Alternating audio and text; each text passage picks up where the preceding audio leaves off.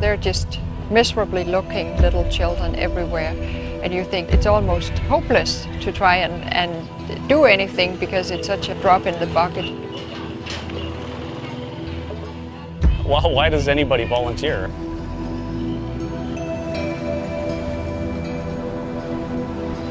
And then we started to think, just a minute, there's a war going on in that country. If we go back, chances are we'll be killed. People at home, they're also scared that they'll be robbed or they'll get sunburned or there won't be enough chocolate bars or something, that they just can't get off the couch. When I first got off the plane, took one step out of the airport, became instantly drenched in sweat, thought, oh my God, what have I done? I should not be here.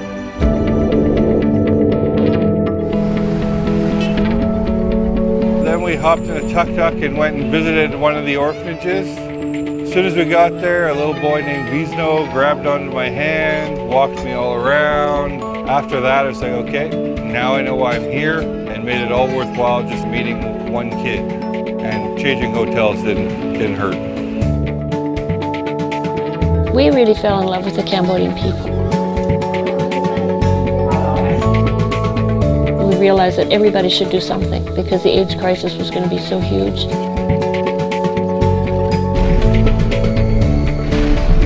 Culturally, the Cambodian men, almost 100% of them go to prostitutes. So the infection just spread like wildfire, and then there were a lot of orphans that were left. One of my favorite kids among many is the little girl named Nee.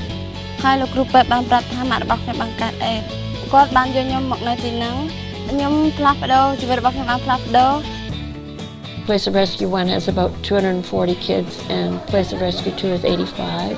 In my heart, I hope that we can take in 1,000 while I'm still around. Here in Cambodia, their whole middle class is wiped out. So you have the government and then you have all these poor, uneducated people. And the only way to change anything is to start at the bottom with the kids and make sure they all have an education, and then they grow up to be the next generation of leaders. But the only way they get that is if we help out those kids now.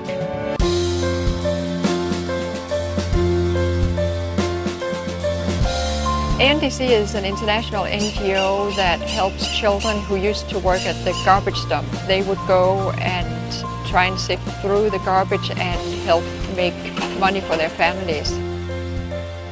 We would just go to the garbage dump, see a child who was working there, go and ask if he or she would be interested in learning and going to school, and if the kids showed some interest, we would go talk to the parents, and if the parents agreed, we would take them to the center. His doctor is the father. On Monday, butterfly is on the... A lot of these kids, they know they won the lottery, basically. They know that they were very fortunate to come here. And if you saw their home, there's absolutely nothing to do other than play in the dirt.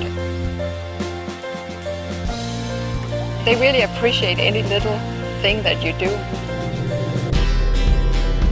Carpenters for Cambodia, they are building a little schoolhouse for us. Carpenters for Cambodia is myself and some friends who enjoy helping out. We help out a lot of kids doing orphanage repairs here in Cambodia. 8 1/4 stairs to go up here, from here to there.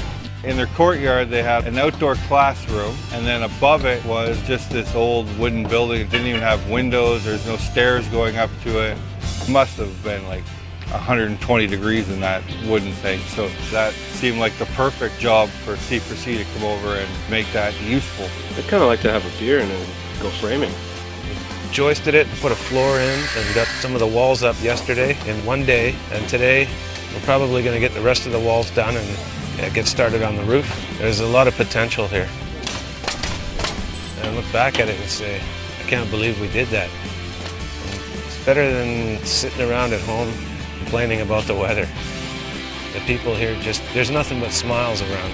You come down the street and it's like, you know, we're like Elvis or something.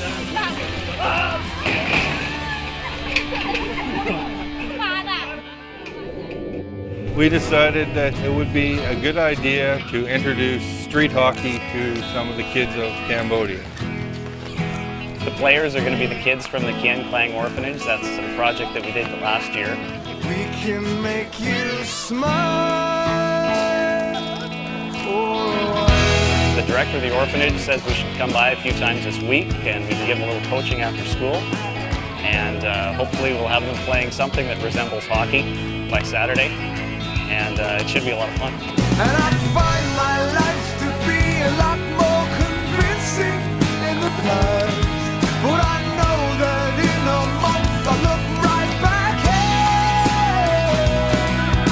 Rewind, we are lost in the good time. We are locked in a damn planet, defied by a personal hell, but I love the smell.